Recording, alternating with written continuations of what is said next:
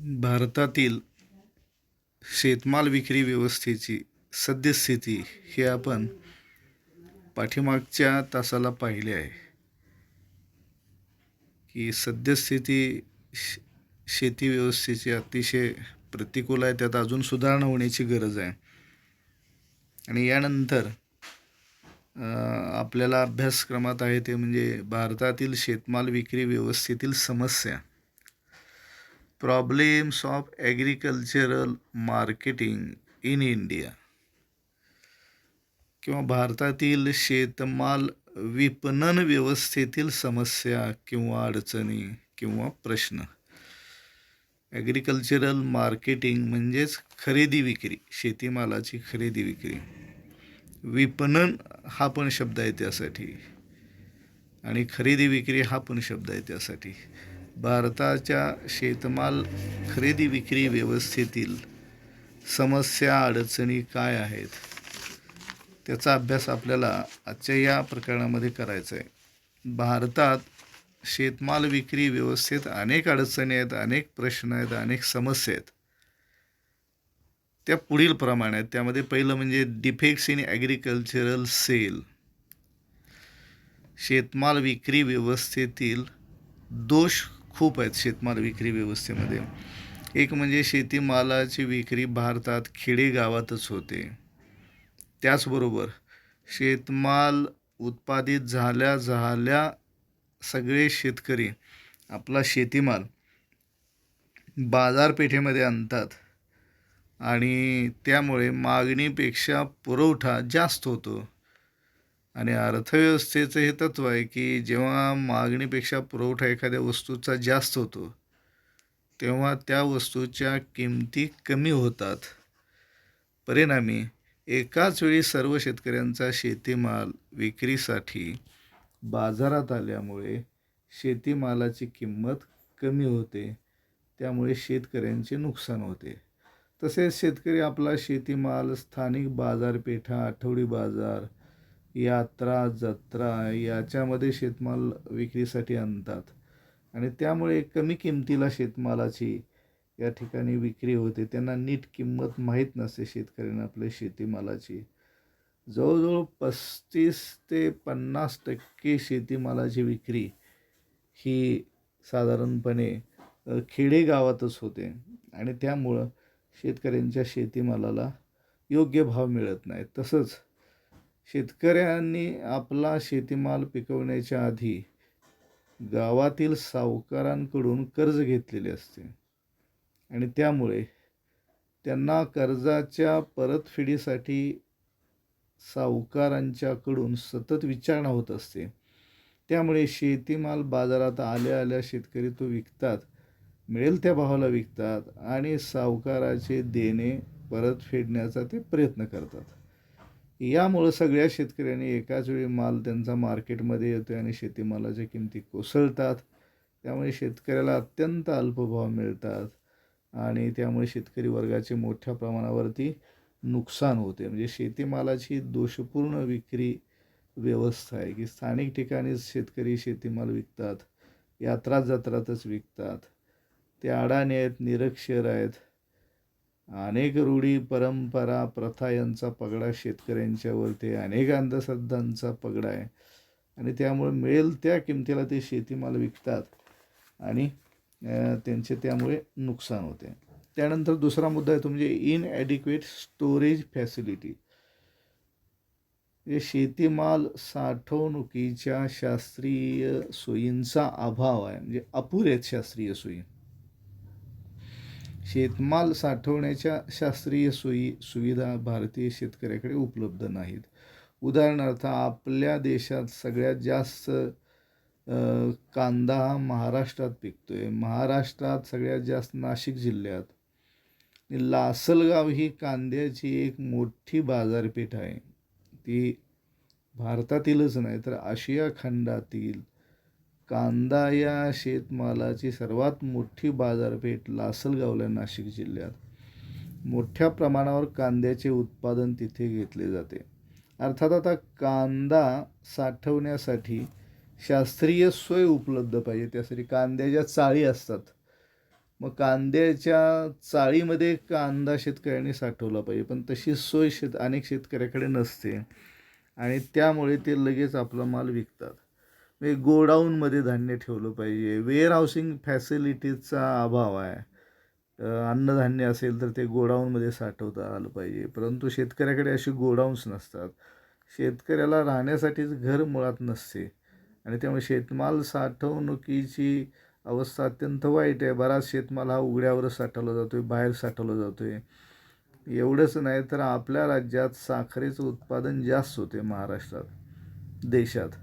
मग महाराष्ट्रात अनेक साखर कारखान्यांच्याकडे साखर उत्पादित केलेली साठविण्यासाठी त्यांच्याकडे पुरेशा क्षमतेची गोडाऊन्स नाहीत.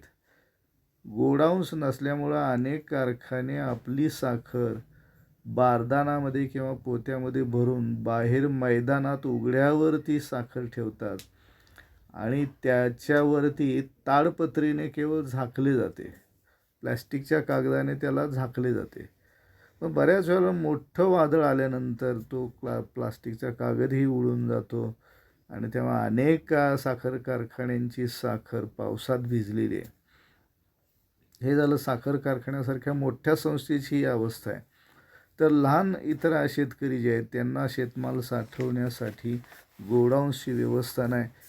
शिवाय जो नाशवंत शेतीमाल आहे, फळे आणि भाजीपाला, हा साठवण्यासाठी शीतगृहांची, कोल्ड स्टोरेजची संख्या फारच कमी आहे आणि त्यामुळं शेतकऱ्याला उत्पादन ते विक्री याच्यामध्ये जो काय काळ जातो तो काळ साठवण्यासाठी पुरेशी व्यवस्था नाही, जी आहे ती शास्त्रीय नाही आणि त्यामुळं जवळजवळ उत्पादित झालेल्या शेतीमालाच्या 10 ते 20% शेतीमाल हा यामुळे नष्ट होतो. त्याची शास्त्रीय अशा प्रकारची सोय नाही. बराच शेतीमाल आपल्या देशामध्ये अन्नधान्याचं उत्पादन वार्षिक 29 कोटी टन एवढं अन्नधान्याचं वार्षिक उत्पादन आहे, पण आपल्या देशात केवळ 12 कोटी टन जास्तीत जास्त सरकारी, सहकारी आणि खाजगी अन्नधान्य साठवण्याच्या ज्या सोयी आहेत, म्हणजे उदाहरणार्थ भारतीय अन्न महामंडळ, भारतीय वखार महामंडळ, राज्य गोदाम महामंडळ, या सगळ्यांकडे असलेली धान्य साठवण्याची जास्तीत जास्त सोय साधारण 12 कोटी टनापर्यंत आहे. प्रत्यक्षात आपल्या देशात उत्पादन होते 29 कोटी टन आणि त्यामुळे अपुऱ्या अशा प्रकारच्या सोयी आहेत, धान्य साठवण्याच्या सोयी आहेत, शीतगृहांची पुरेशी संख्या नाही आणि त्याच्यामुळे मग शेतीमाल उत्पादित झाल्या शेतकऱ्याला ताबडतोब तो विक्रीसाठी काढावा लागतो आणि त्यामुळे त्याची प्रतीक्षा क्षमता कमी आहे. Waiting capacity is low of Indian farmers. शेतकऱ्याला जास्त वेळ थांबता येत नाही कारण माल साठवण्याची सोय त्याच्याकडे नाही. त्यामुळे बाजारात एकदम तो माल हंगामातच विक्रीसाठी नेतो, त्यामुळे मागणीपेक्षा पुरवठा जास्त आणि त्यामुळे किमती कमी होतात शेतीमालाच्या आणि शेतकऱ्यांचे नुकसान होते. तिसरा मुद्दा आहे तो म्हणजे इनॲडिक्वेट ट्रान्सपोर्ट फॅसिलिटीज. अपुऱ्या सोयी, वाहतूक व दळणवळणाच्या सोयी सुविधांची कमतरता किंवा अपुऱ्या सोयी आहेत. भारत हा एक मोठा देश आहे, खंडप्राय देश आहे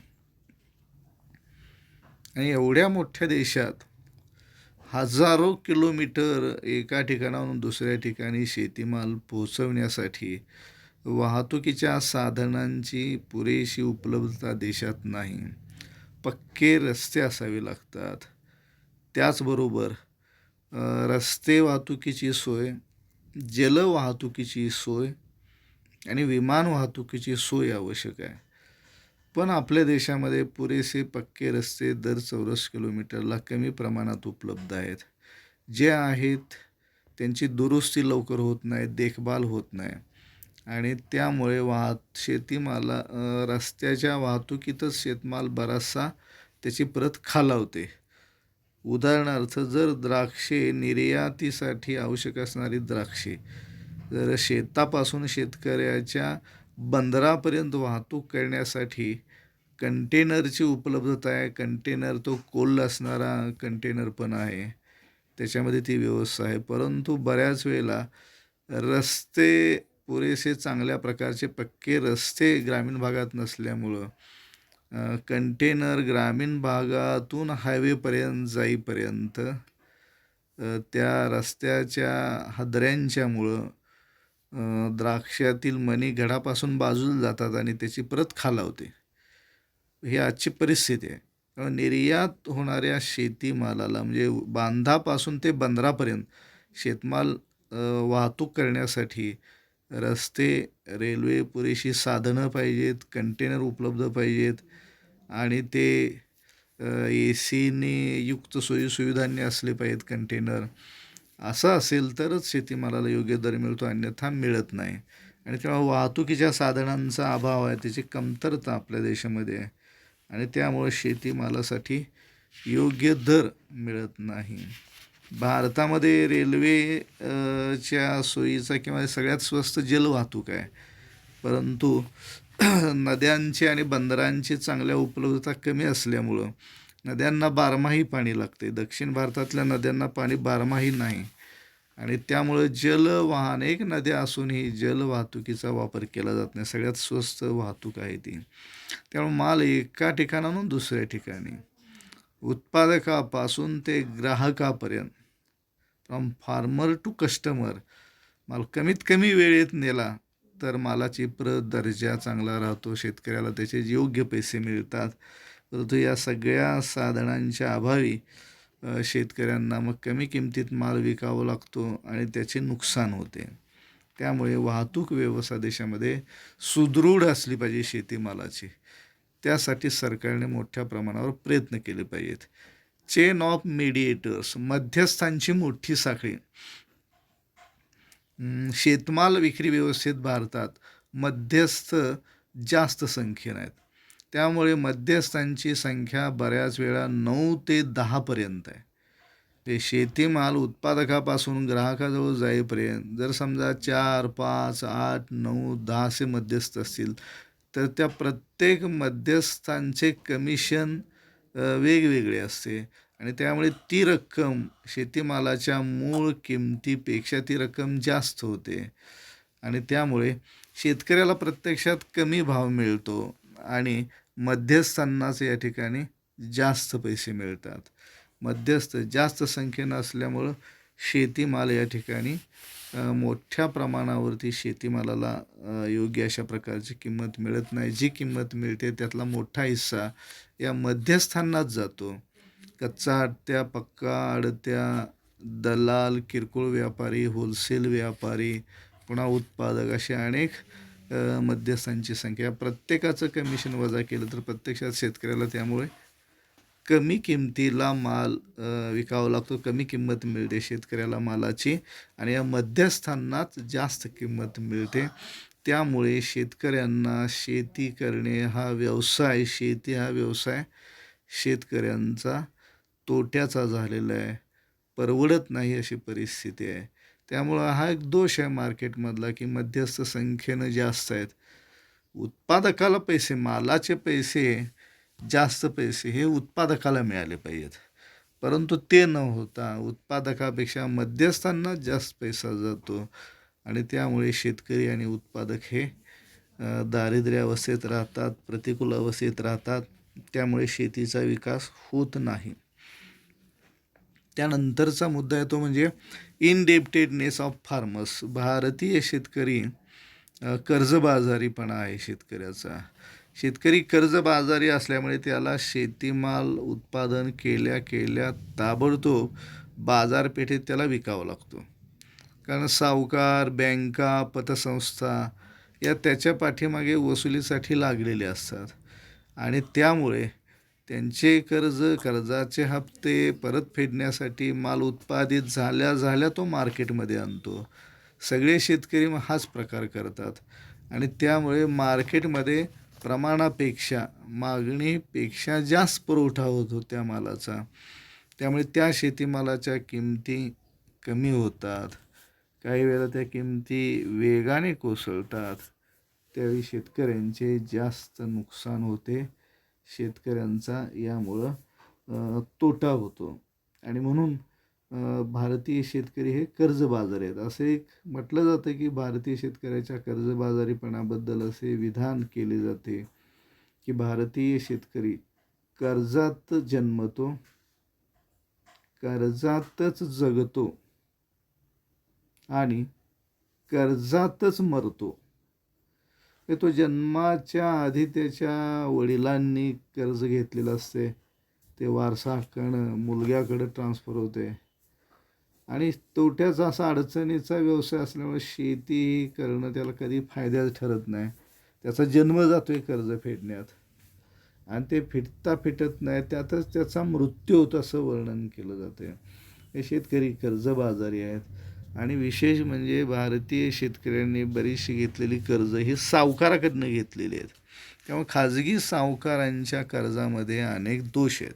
ते जास्त व्याजदराने कर्ज पुरवठा करतात आणि ते कमी काळासाठी कर्ज देतात. कर्ज देतानाच व्याजाची रक्कम कापून घेतली जाते. त्यामुळे प्रत्यक्षात शेतकऱ्याच्या हातात फार कमी रक्कम मिळते आणि त्यामुळं शेतकऱ्याला प्रत्यक्षात शेती कार्यासाठी पैसे हे कमी मिळतात. आणि म्हणून सावकारांच्या कर्जपुरवठ्यात दोष आहे. सावकार वसुली करतात आणि आपण पाहिलेलं आहे की मराठी जुने चित्रपटांची अनेक कथानकं ही यावरच आधारित आहेत. शेतकऱ्याच्या कर्जबाजारीपणावर आधारित आहेत आणि त्यामुळे सावकार त्याची जमीन घेतात, शेतकऱ्यांची लुबाडणूक करतात, फसवणूक करतात. तो अडाणी निरक्षर असल्यामुळे बऱ्याच वेळा शेतकऱ्यांची जमीन सावकार जबरदस्तीने कमी किमतीला ते विकत घेतात आणि त्यामुळे शेतकरी भूमिहीन होतो आहे. अनेक मराठी चित्रपटांची कथानकं जुन्या ही या शेतकऱ्यांच्या कर्जबाजारीपणा आणि सावकारांच्या दुर्व्यवहाराभोवतीच ही सगळी कथानकं आहेत. इतकी शेतकऱ्याची अवस्था प्रतिकूल होते या कर्जबाजारीपणामुळे. त्यामुळे शेतीमध्ये त्याला गुंतवणूक करता येत नाही आणि मालाला योग्य किंमत मिळेपर्यंत शेतकरी थांबू शकत नाही. त्याची वेटिंग कॅपॅसिटी कमी होते. कर्जबाजारीपणामुळे कर्ज फेडण्यासाठी ताबडतोब शेतमाल विकावा लागतो आणि त्यामुळे त्याची प्रतीक्षा क्षमता कमी होते. त्यामुळे सगळे शेतकरी असा माल एकदम मार्केटमध्ये आणतात आणि त्यामुळं मागणीपेक्षा पुरवठा जास्त, म्हणून शेतीमालाच्या किमती कमी होतात. ही गोष्ट शेतकऱ्यांच्या नुकसानीची आहे आणि म्हणून कर्जबाजारीपणा हे एक विक्री व्यवस्थेतली एक मोठी अडचण आहे शेतकऱ्यांची. त्यांना जर पैसे मिळाले, त्यांना जर जास्त उत्पन्न मिळाले तर ते कर्ज घेणार नाहीत आणि ते वाट पाहू शकतात योग्य किंमत शेतीमालाला मिळेपर्यंत. पुढचा मुद्दा आहे तो म्हणजे इनॲडिक्वेट क्रेडिट फॅसिलिटी. कर्ज पुरवठ्याच्या किंवा पतपुरवठ्याच्या अपुऱ्या सोयीसुविधा. कुठलाही व्यवसाय त्याला हा कर्जपुरवठा वेळेवर आणि भरपूर झाला तर तो व्यवसाय चांगला चालतो. शेती हा सुद्धा व्यवसाय आहे, शेती हा सुद्धा उद्योग आहे.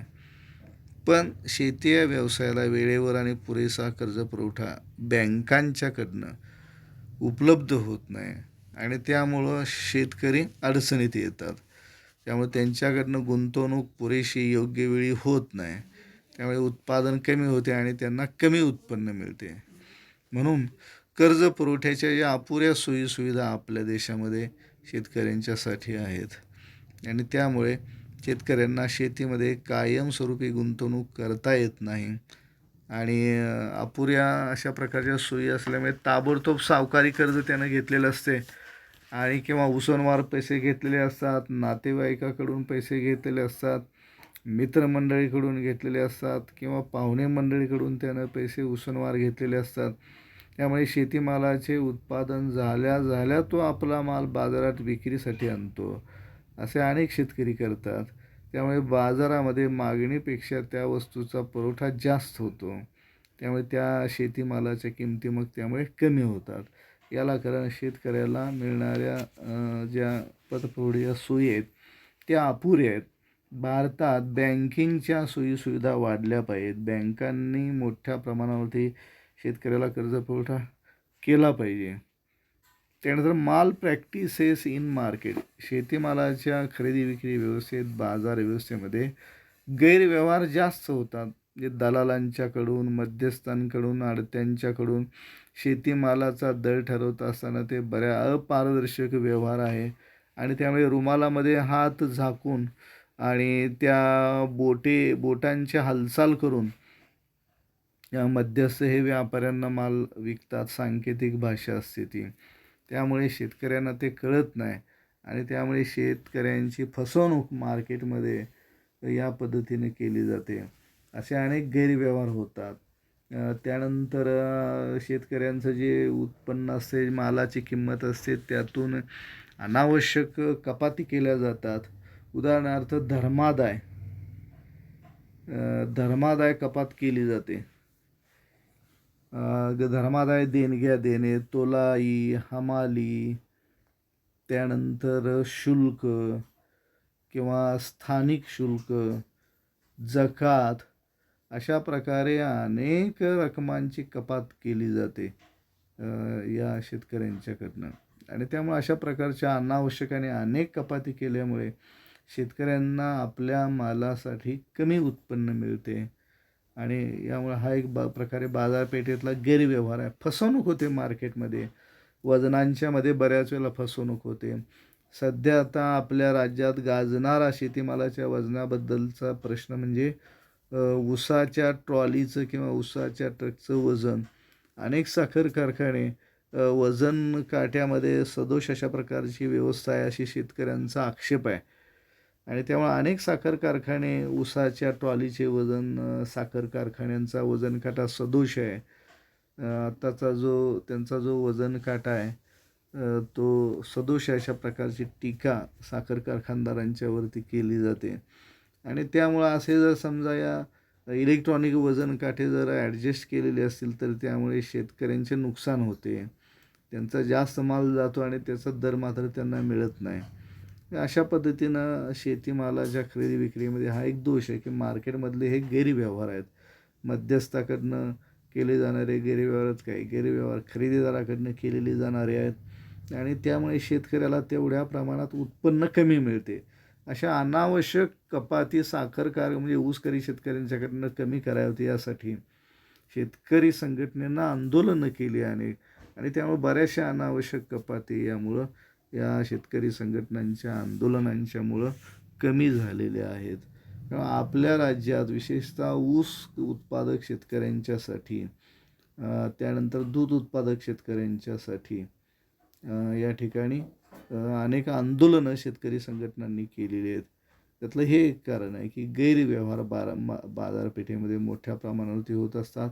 वजन काट्यामध्ये गैरव्यवहार होत असतात आणि या सगळ्या अशा प्रकारच्या गैरव्यवहारामुळे शेतकऱ्यांचं मोठ्या प्रमाणावरती नुकसान होते आणि म्हणून शेतकऱ्यांचा फसवणूक शेतकऱ्यांची होऊ नये अशा प्रकारचं धोरण या मार्केटमध्ये असलं पाहिजे. त्यानंतरचा मुद्दा आहे तो म्हणजे absence of grading and standardisation. शेतीमालाच्या प्रतवारीकरणाचे व प्रमाणीकरणाचा अभाव. ग्रेडेशन म्हणजे वर्गवारी करणे, प्रतवारी करणे. हे कोणताही शेतीमाल मार्केटमध्ये आणताना तो शेतीमाल सरसकट आणून विकला तर चांगल्या शेतीमालाला सुद्धा कमी दर्जाच्या शेतीमालाचा भाव मिळतो. त्यामुळे उत्पादकाचे शेतकऱ्यांचे नुकसान होते. ते होऊ नये म्हणून शेतकऱ्यांनी शेतीमाल उत्पादन केल्या मार्केटमध्ये तो आणण्यापूर्वी त्याच्या आधी त्या शेतीमालाचे वर्गीकरण केलं पाहिजे. ब, क, ड अशा प्रकारे शेतीमालाचे वर्गीकरण व्हायला पाहिजे किंवा निर्यातीचा शेतीमाल, युरोप मार्केटचा शेतीमाल, त्यानंतर अरब देशाच्याकडे जाणारा शेतीमाल, अशा प्रकारे त्याचे वर्गीकरण केले जाते. इंग्लंडला जाणारा जो शेतीमाल, इंग्लंडला जाणारी जी द्राक्ष आहेत ते अत्यंत स्ट्रिक्ट पद्धतीने त्यांची तपासणी होते प्रयोगशाळेमध्ये आणि त्यामुळे इंग्लंडला जाणारा जो शेतीमाल आहे तो तपासून घेतला जातो. त्याचबरोबर अरब देशात जाणाऱ्या द्राक्षांसाठी साधारणतः ही व्यवस्था अजूनही पुरेशी कडक नाही. भारतातून बांगलादेशाला जी द्राक्षे वगैरे जातात तर त्यासाठी कुठल्याही प्रकारची अशी तपासणी अजूनही होत नाही. पण युरोपमध्ये मार्केटमध्ये मात्र अवशेषमुक्त शेती, रेसिड्यू फ्री द्राक्षे किंवा फळं, भाजीपाला याला जास्त मागणी आहे. आणि त्यामुळं त्यासाठी ग्रेडेशन झालं पाहिजे मालाचं, वर्गवारी झाली पाहिजे.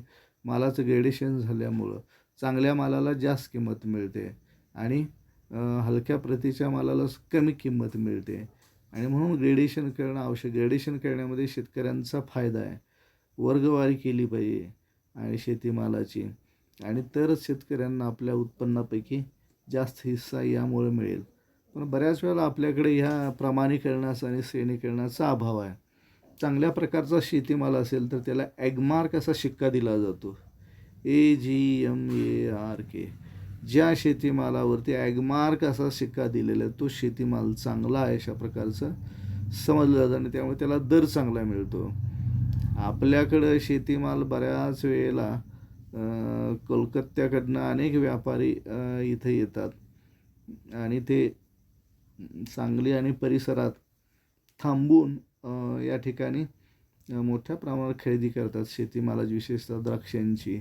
ते तात्पुरती इथे येतात, खरेदी करतात आणि त्यामुळं शेतीमालाचं मार्केट वाढण्यासाठी हा एक दोष आहे की माल प्रॅक्टिसेस इन मार्केट, गैरव्यवहार आहेत. काही वेळेला शेतकऱ्यांचे देणे बुडवले जाते व्यापाऱ्यांच्याकडून. व्यापारी माल गोळा करतात आणि पळून जातात.